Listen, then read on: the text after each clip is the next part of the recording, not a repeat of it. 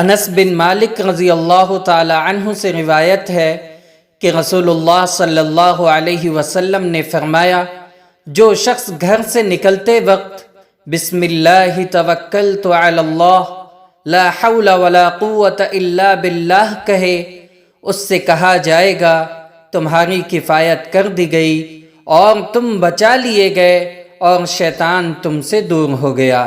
سنن الترمذی، حدیث نمبر 3426۔